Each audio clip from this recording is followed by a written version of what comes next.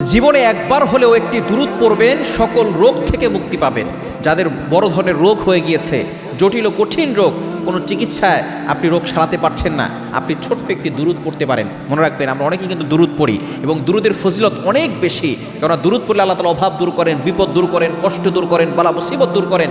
এই দুরূদ আল্লাহ পাক রব্বুল আলামিন পড়তে নিজেই বলে দিয়েছেন। কোরআন খোলেন 22 নম্বর পারার 5 নম্বর পৃষ্ঠার 4-5 নম্বর লাইন, সূরা আহজাবের 56 নম্বর আয়াতে আল্লাহ বলছেন, ইন্নাল্লাহা ওয়া মালাইকাতাহু ইউসাল্লুনা আলান নবী ইয়া আইয়ুহাল্লাযীনা আমানু সাল্লু আলাইহি ওয়া সাল্লিমু তাসলিমা ওয়া ইউ হ্যাভ বিলিভার্স, ঈমানদারগণ তোমরা নবীর প্রতি দুরূদ পাঠ করো। সুতরাং দুরূদের ফজিলত হচ্ছে অনেক বেশি। আপনি ছোট্ট দুরূদটা, যারা অসুস্থ আছেন, যাদের বাচ্চা অসুস্থ আছে, তাদেরকে শিখিয়ে দিবেন, বাচ্চাকে দুরূদটা পড়ে ফু দিয়ে দিবেন। দুরূদটা হচ্ছে আল্লাহুম্মা সাল্লি আলা সাইয়্যিদিনা মুহাম্মাদ বিআদাদি কুল্লি দাইন ওয়া দাওয়াইন ওয়া বিআদাদি কুল্লি ইল্লাতিন ওয়া শিফা।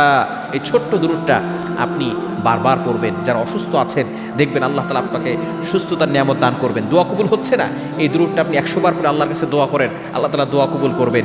এরপরে আপনার সন্তান কথা শোনে না, এই দুরূদটা পড়ে তাকে ফু দিয়ে দেন, দেখবেন সন্তান কথা শুনবে, আপনার দোয়া কবুল হবে।